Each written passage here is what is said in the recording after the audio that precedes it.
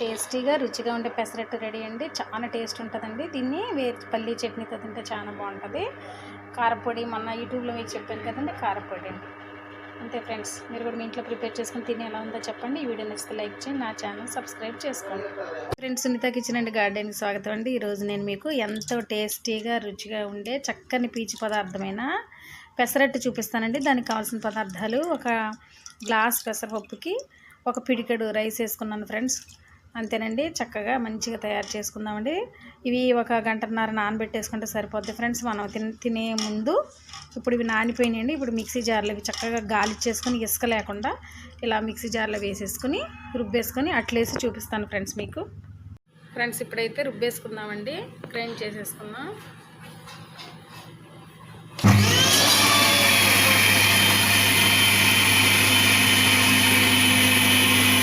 Friends, ఇప్పుడైతే రుబ్బేసుకుందామండి, grind చేసేసుకుందాం.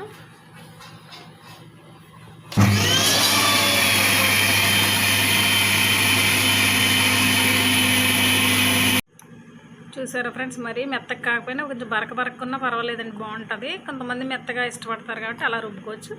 ఇదైతే అయిపోయిందండి, దీన్ని తీసేసుకుందాం ఇప్పుడు.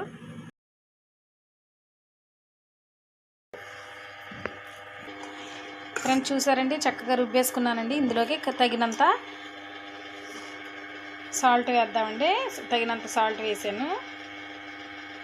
వేసేసిన తర్వాత దీంట్లోకి ఇదిగోండి తరిగిన ఉల్లిపాయలు, ఒక ఉల్లిపాయ అండి, జీలకర్ర, కరివేపాకు, సన్నగా కోరిన అల్లం అండి, అలాగే పచ్చిమిర్చి, కట్ చేసుకున్న పచ్చిమిర్చి, కొత్తిమీర, ఉల్లిపాయ, పచ్చిమిర్చి, జీలకర్ర, కరివేపాకు, అల్లం. ఫ్రెండ్స్, ఇవన్నీ ఇష్టం లేని వాళ్ళు ఆనియన్స్, పచ్చిమిర్చి వేసుకొని కూడా చేసుకోవచ్చు. ఇవి మీ టేస్ట్ని బట్టి అనమాట. అంతే ఫ్రెండ్స్, ఇప్పుడు పొయ్యి మీద పెనం పెట్టేసి అట్టేసేసుకోవాలి. ఫ్రెండ్స్, పెనం వేడెక్కింది కదండి. ఇప్పుడు మనం అయితే దోశ వేసేసుకుందాం, పెసరట్టు.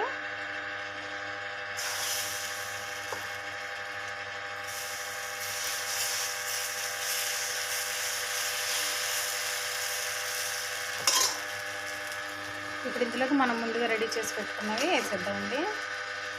ఆనియన్స్, జీలకర్ర, అల్లం, పచ్చిమిర్చి, కరివేపాకు, కొత్తిమీర అన్నీ వేస్తున్నాం. కొంచెం ఆయిల్ వేద్దామండి లైట్గా.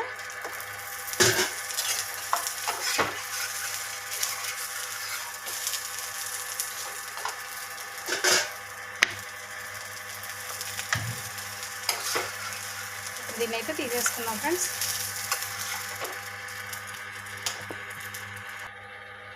ఇప్పుడు ఈ దోశని అయితే తీసేసుకున్నాం.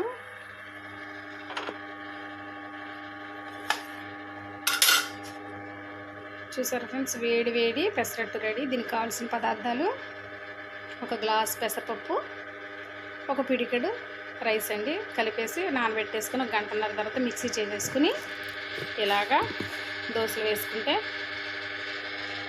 ఉల్లిపాయ, పచ్చిమిర్చి, కరివేపాకు, కొత్తిమీర, జీలకర్ర, అల్లం, ఉల్లిపాయలన్నీ వేసేసి చక్కగా ఇలా దోశ వేసేసుకుంటే వేరుశనగల చట్నీతో, కరివేపాకు కారపొడి అండి, మొన్న మీకు నేను చేసి చూపించాను మన ఛానల్లో.